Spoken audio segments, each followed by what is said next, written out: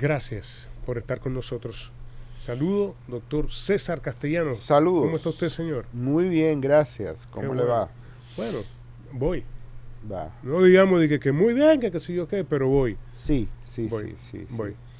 Doctor, hoy he visto con mucha certidumbre el tema planteado por usted para hoy en términos de producción, porque muchas veces se hacen experimentos con ratas, como el caso de Carl Jung, un investigador, un psicólogo al más alto nivel, Claro de los sí. más importantes de la historia de la psicología, y hizo un estudio con ratas, un estudio social, pero además de social, de libertad, pongo comillas, además de libertad, de sin problemas, donde todo el placer estaba disponible, porque había alimentación, había ratas para tener sexo, para tener hijos, sin miedo a que viniera una fiera, viniera un gato,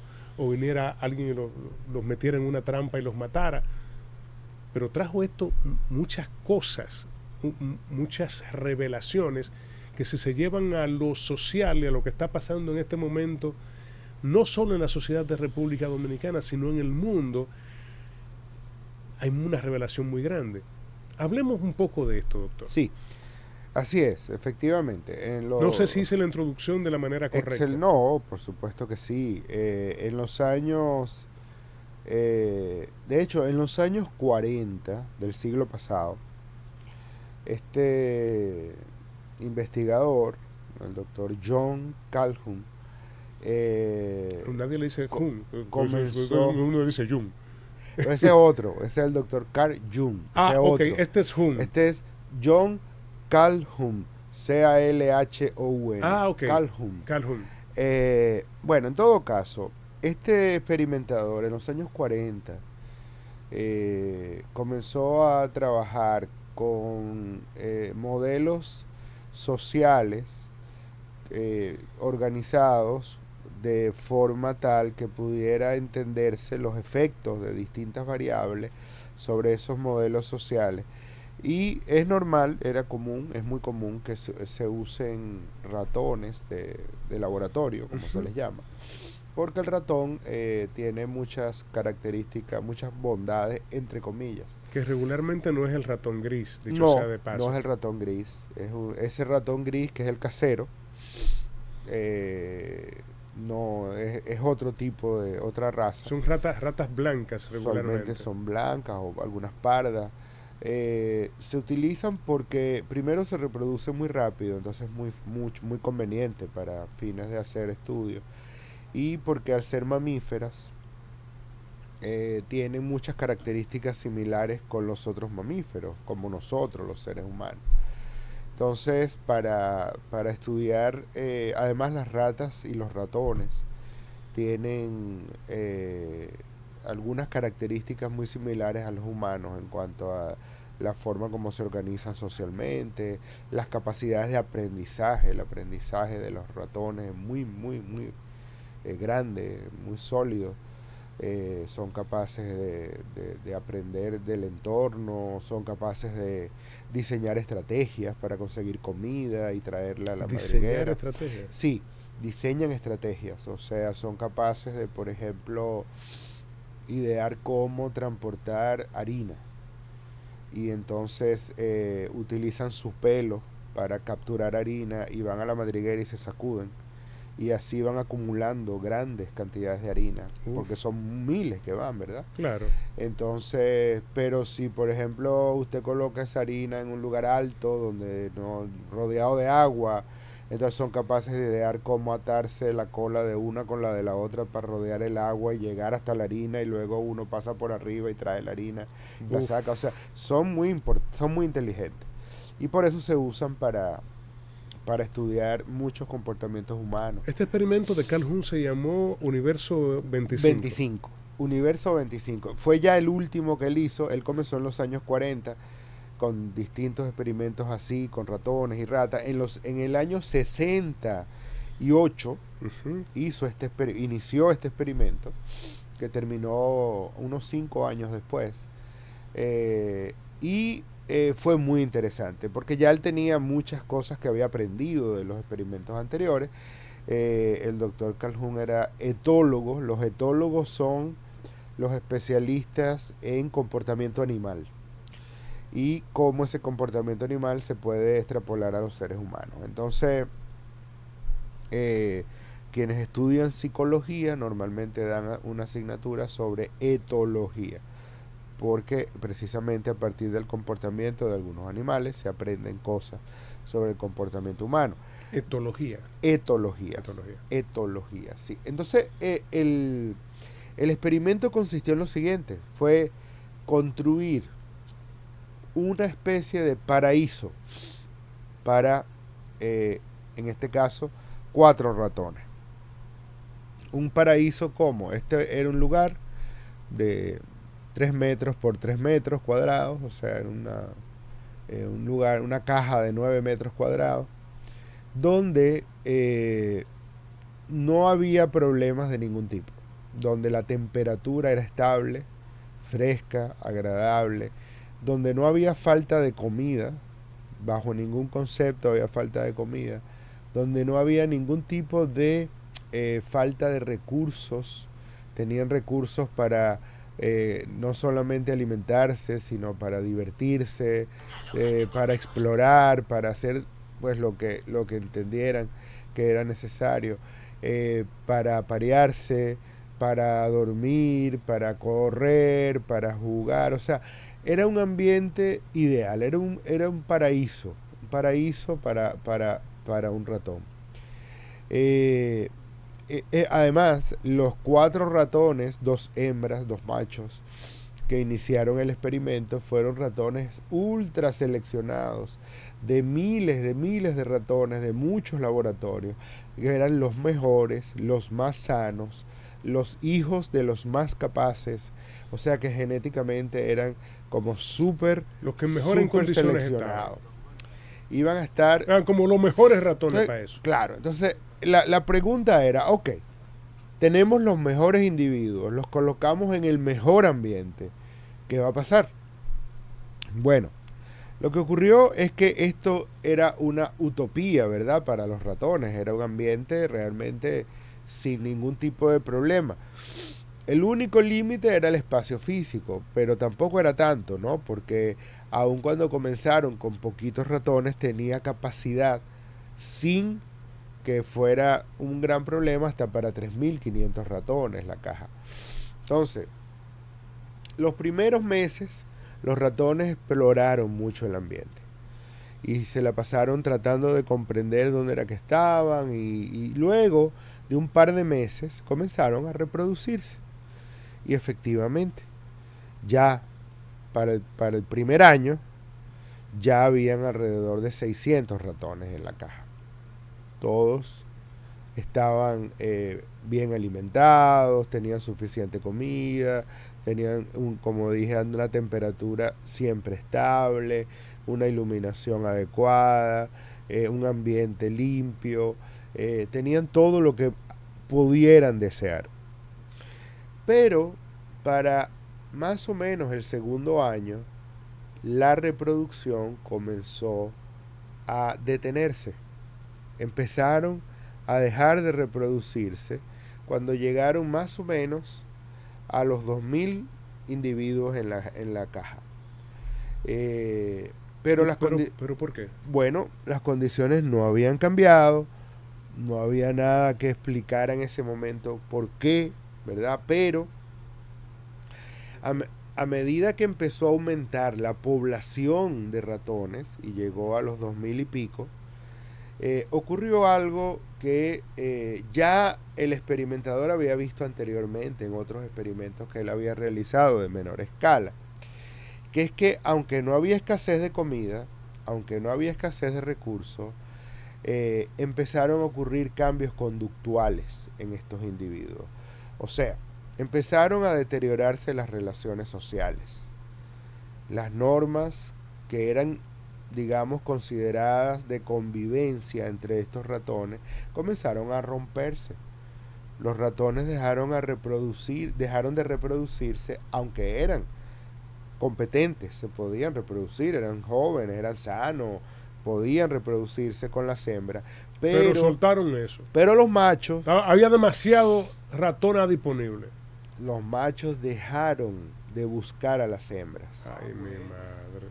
y dejaron de defender su territorio, y las hembras comenzaron a apartarse de sus nidos y empezaron a dejar de tener conductas maternas. Comenzaron a aparecer conductas agresivas entre los ratones y conductas aberrantes. Empezaron a pelearse entre ellos sin motivo, ¿Cómo así? solo porque tú me rozaste. Y, ¡buah! Y se embrujaban en un pleito. Eso se parece a cuando unos rozan los carros aquí. Y empezaron a pelearse por nada, por cosas que no tenían sentido y que antes no se veían en Porque sí, las porque jaulas. no y por si acaso. Y por si acaso, muchas hembras empezaron a descuidar a sus crías. Empezaron a descuidar a las crías, e incluso se empezaron a observar conflictos que pudieran denominarse intrafamiliares. O sea, empezaron las hembras a pelear con los machos dentro de la madriguera, delante de los ratoncitos, y además empezaron las hembras a pelear con los ratoncitos, cosa que nunca se había visto. O sea, hubo un deterioro. Un deterioro completo del ambiente social, pero además comenzó un proceso de aislamiento y de retirada social. Con el tiempo empezaron a retirarse, comían, bebían, dormían y se pasaban el día acicalándose, como una actitud muy narcisista, pero no se buscaban entre ellos. Comían porque había comida disponible, bebían su agua, se dormían, qué sé yo, y no se buscaban entre ellos. Se pasaban el día entero poniéndose bonitos, digamos, para ellos mismos. Y esa actitud y eso que fue desarrollándose ahí, ¿cómo Carl Jung lo llamó, doctor? Bueno, él después a eso le llamó el síndrome del drenaje social. O sea, él trató de explicar todo esto diciendo, aquí ocurrió un drenaje social. Los ratones, aunque... Y una especie de muerte social sí, también. se murieron. Sí, él posteriormente llegó a decir, porque esto, el último ratón de eso, la sociedad se extinguió. Llegaron a un punto de 2000 y pico, 2200 ratones, el segundo año y medio, y de ahí para adelante comenzó a bajar. La población comenzó a bajar. El último ratón murió unos 4 o 5 años después. Y se acabó la especie. La jaula quedó sola, la caja quedó sola. Porque dejaron de aparearse, dejaron de reproducirse, dejaron de buscarse. Entonces dejaron de nacer, ¿verdad? La colonia de ratones comenzó a bajar y comenzó un colapso social.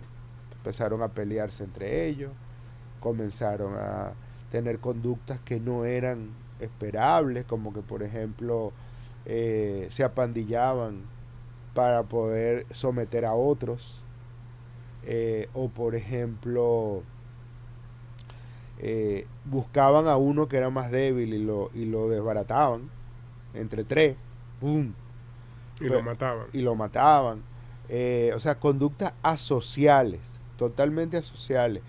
Y esto llevó a que la sociedad comenzara a desaparecer. Entonces, sí, Carl Jung dijo en algún momento, dijo, ellos murieron como sociedad por lo menos 2 años antes de morir como individuos. Wow. ¿Mm? Y ahí fue donde acuñó ese término del drenaje conductual o drenaje social para describir el colapso de esa sociedad que en principio él lo atribuyó a la sobrepoblación que se dio dentro del lugar. Según él, este fenómeno no tenía nada que ver con la falta de recursos, porque tenían de todo ahí, sino por la presión social excesiva. Es decir, lo que ocurrió es que había más gente, más individuos capaces de ejercer determinados roles que capacidad de esa sociedad para absorber esos roles. Uf, ¿Ya?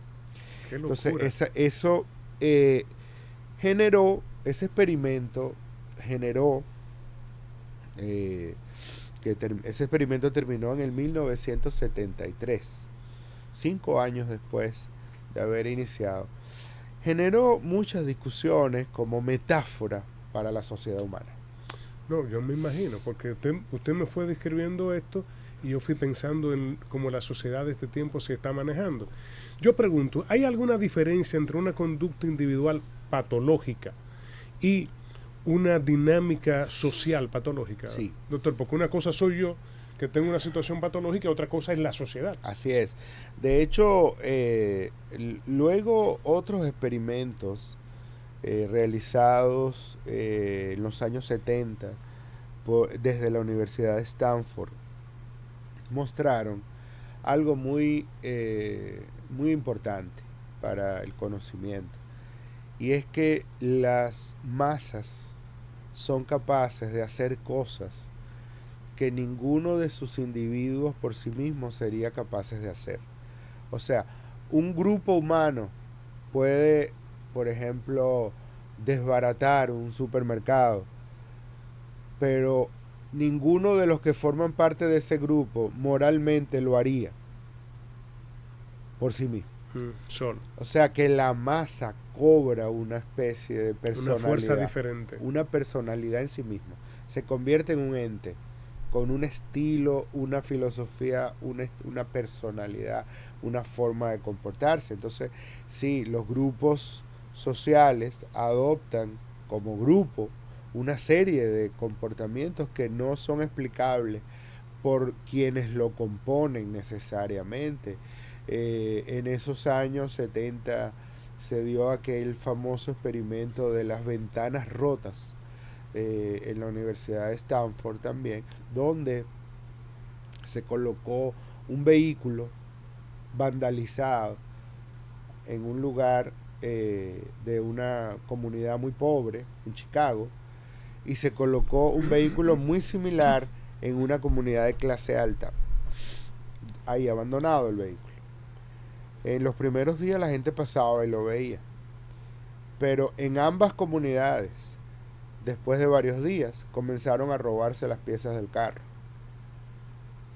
Uno se llevó una puerta, el otro se llevó una goma, el otro se llevó el guía, y para nada, solo por el hecho de que eso estaba ahí abandonado. Y de que otro ya lo había hecho.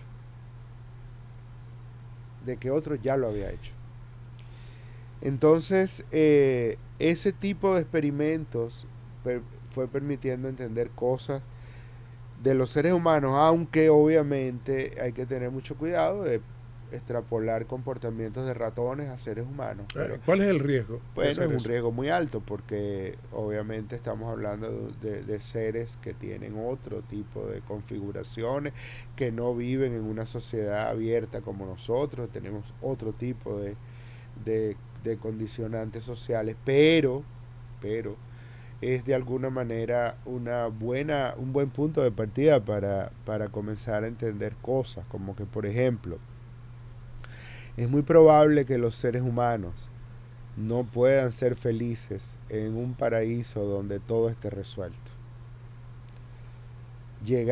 Cuando el ser humano tiene todo resuelto, comienza a complicarse.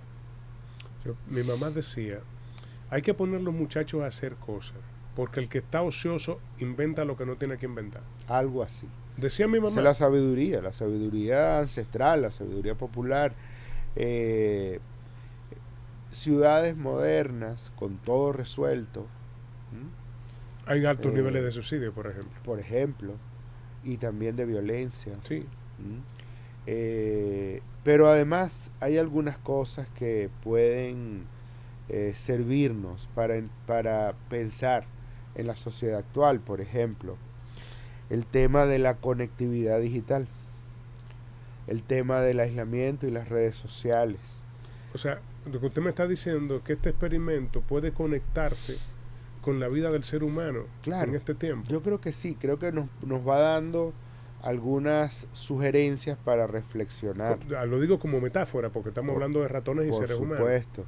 Pero, por ejemplo, la expansión del Internet y de las redes sociales ha transformado la manera en que los seres humanos se relacionan. ¿Mm? Por un lado, las plataformas digitales amplían el alcance de las interacciones, pero por el otro lado, estamos más conectados, pero más incomunicados. La gente ya habla menos entre sí. Ujú. ¿Mm? Hay mayor conectividad, pero hay menor comunicación. Lo que se supone es una red de interconectividad está generando aislamiento social. ¿Mm? Eh, Algunos estudios han asociado el uso, vamos a decir, intensivo, masivo del Internet con mayores niveles de soledad en la gente y mayores niveles de depresión. O sea, hay personas que, y obviamente quiero decir asociado, no podemos decir que esto causa lo otro, porque también es posible que personas más aisladas pues se refugien en el Internet y que no sea que el Internet los haga aislados, sino que el aislamiento los haga buscar el Internet. Pero de cualquier manera están asociadas las dos variables, especialmente cuando esas relaciones digitales sustituyen el contacto humano. O sea, cuando ya las Cuando el personas... celular o la tablet o la computadora sustituye a la persona. Correcto. Y cuando una red social digital sustituye una red social humana. Terrible. Porque las redes sociales, ahora cuando decimos redes sociales, inmediatamente estamos pensando en las redes sociales digitales. Digitales. Pero las redes sociales son los amistades también, las redes sociales son los familiares, las redes sociales son los vecinos. Todas esas son redes sociales también, solo que son humanas, no Nosotros estamos digitales. diciendo eso ahorita, van a decir que nosotros somos unos totados. To- Que y- nosotros y somos quedado. unos viejos atrasados. Sí, Moffler. Por pensar, Moffler. sí, Atrás. sí, como el guirero, Atrás. y los trompetistas atrás, Sí, atrás. en las Atrás, orquestas. sí, atrás. Ponen atrás. Siempre atrás. Y Tú sabes- caliente. Sí, pero es una cosa muy simple. Ujú. Es que lo que se ha hecho es desvirtuar la esencia de lo que eran las redes sociales hacia las redes sociales de la tecnología, Correcto. de lo que nos han traído, ¿verdad? Eh, Instagram, YouTube, todo. Las todo. redes sociales Las digitales. redes sociales, Las TikTok, aplicaciones. exacto. Las aplicaciones digitales. De hecho, hay otra reflexión que se hace a partir de este experimento respecto a las sociedades modernas. Y fíjense que este es un experimento que se hizo hace 50 años atrás. No existía el Internet ni nada de esto. Pero una reflexión que también sale de allí es el tema de cómo ha disminuido la reproducción, la fertilidad en las ciudades modernas. Es decir, en el mundo entero El interés por tener hijos. el interés por tener hijos ha disminuido. La tasa poblacional, la fertilidad ha ido bajando en las ciudades modernas. Y esto a la vez también va asociado a algo que también se observó en este experimento de ratones, y es que cada vez se promueve más el individualismo y el verse bien sobre otras cosas que son mucho más necesarias para la convivencia humana.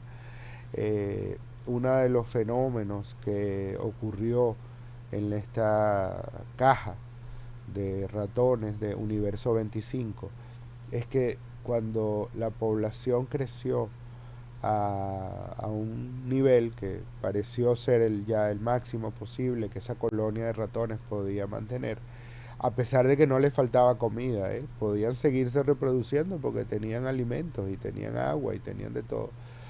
La misma colonia dejó de reproducirse y comenzaron a dedicarse a sí mismos, a acicalarse. Yo pregunto, doctor, y esta pregunta la tengo aquí, para que no quería perderla. ¿Hasta qué punto este experimento puede ayudarnos a pensar en fenómenos como aislamiento, violencia, apatía o pérdida de sentido de sociedad moderna. Exactamente. Es una de las reflexiones que se desprende de este tipo de experimentos. El tema del aislamiento, por ejemplo, que usted lo trae. Ese tema del aislamiento es un tema Yo no hoy día. necesito a nadie. Sí, no, Eso lo hemos escuchado muchas veces. miles de veces. Eso, Y se promueve además. claro, yo no tengo que tener un marido para tener un hijo. Se promueve la independencia. Ahí voy. Sí, O sea, yo no tengo que tener un marido para tener un hijo. exactamente. Dios mío, o sea, ¿de qué que estamos hablando? Estamos hablando. Socialmente, ¿qué significado tiene todo esto? Estamos hablando de la construcción de interacciones muy superficiales, lo que en algún momento un autor llamó la sociedad líquida, ¿no? Que es como ya, lo que sea, como sea, sin ningún tipo de contenedores, sin ningún tipo de patrones, sin ningún tipo de valoraciones. Esto, aunque puede ser muy atractivo inicialmente, va generando una suerte de descomposición del tejido social. Y cuando el tejido social comienza a descomponerse, aparecen otros fenómenos, como el aislamiento, las depresiones, los problemas de ansiedad, el suicidio, la violencia y algo que también se ha llamado la fragmentación del capital social.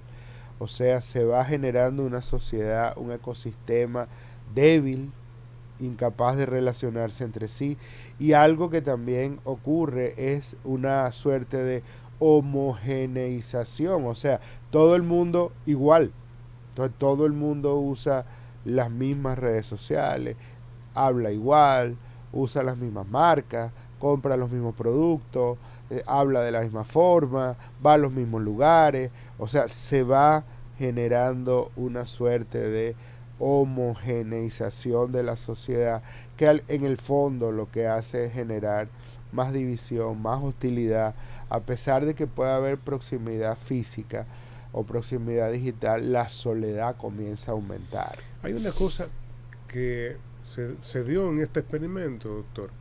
Fue creciendo la cantidad de población. Sí. Asimismo, ha ido creciendo la población en el mundo. Pero de esa misma manera, doctor, las relaciones personales, las relaciones sociales personales, han ido casi desapareciendo. De hecho, expresar el afecto ahora es casi una locura. Te miran como un bicho raro. Así es. Y si tú de casualidad te le dices a un amigo, qué bien te queda esa ropa, no solamente que es extraño, sino te dice, este tipo está raro. Se ha desvirtuado. Otra de las reflexiones que parte de este experimento genera es exactamente eso. No, aunque el experimentador, que fue John Calhoun, en un principio postuló que probablemente el problema había sido la superpoblación y que eso generó una caída en la reproductividad y una serie de cosas. Posteriormente se ha reflexionado mucho sobre esto y se ha replicado este tipo de experimentos con otros animales, incluso mamíferos. Y las reflexiones van por otro lado. Es que el problema no parece ser la superpoblación, porque ojo, este tipo de reflexiones dio origen a la idea de que había que regular el número de gente en el mundo. Porque a partir de estos conocimientos, la humanidad podía estar en peligro si llegaba a ese número, ¿verdad?, máximo. Pero luego otros investigadores comenzaron a reflexionar acerca de que el problema no era la densidad poblacional, sino la pérdida de comportamientos cooperativos. Pérdida de comportamientos cooperativos. O sea, que en la medida en que bajan los comportamientos basados en la solidaridad, en la deseo de hacerle bien al otro, en la medida que bajan el bien social, los comportamientos basados en el bien común, en la medida en que disminuyen los comportamientos basados en la caridad, la solidaridad el amor al otro, en la medida que eso empieza a bajar, comienzan a subir los comportamientos hostiles, los comportamientos de retraimiento, de aislamiento, que conducen a depresiones, que conducen a trastornos de ansiedad, suicidio, alcoholismo, etcétera.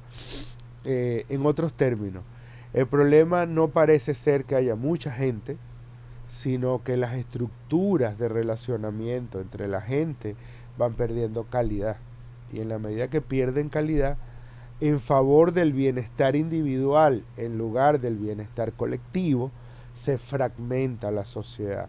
Y al fragmentarse eso empieza a generar muchos problemas. Y esto es muy importante porque los problemas de salud mental no solo pueden verse como un problema individual. No. Hay que mirarlos en su contexto. Tenemos una sociedad enferma, doctor. Correcto. En el sentido real de la palabra. Correcto. Nosotros estamos llegando al final, doctor, pero se quedan demasiadas cosas. Por ejemplo, socialmente, cuando nosotros pensamos en esto, ¿cómo influye el costo de la vida? Sí. El ritmo laboral, sí. La movilidad urbana, en la decisión de tener hijos también, más allá de lo que es el simple hacinamiento. Esto, bueno, hay que definirlo por cada uno de los renglones que estoy planteando. Lo que quiero decir con esto, doctor, es que debemos continuar en el próximo programa que nos juntemos este tema y hacer un bloque. Pienso que este tema va a darnos por lo menos 3 programas, porque Universo 25 como experimento de Carl Jung es una radiografía vista como lo que fue, por la descripción que usted ha ido desarrollando. Si hacemos la extrapolación a cómo ha ido desarrollándose la humanidad, vamos hacia el mismo punto. Así es. Lamentablemente. Así es. Entonces, así es. Digamos, en la era contemporánea, como cierre de este mensaje, y lo retomaremos en el próximo programa, donde la conectividad digital convive con la soledad, donde el exceso de recursos muchas veces convive con la carencia de afecto. Claro. Eso es para pensarlo. Y cómo la pérdida de las redes de apoyo genera tanto aislamiento en el ser humano y posteriormente los problemas que estamos viendo de comportamiento social, de violencia, de asesinato, de guerras, de destrucción. Es decir, hemos logrado que el amor pierda espacio y el odio comience a ganar espacio en la sociedad. Qué triste. Seguiremos hablando de esto en el próximo encuentro, doctor. Por favor. Así será. Gracias, doctor César Castellanos. Señores, Universo 25 hace más de 50 años. Este experimento de Carl Jung hoy día cobra mayor fuerza. Seguiremos hablando de esto en la próxima entrega de Te Escucho con el doctor César Castellanos. Un abrazo. Hasta mañana.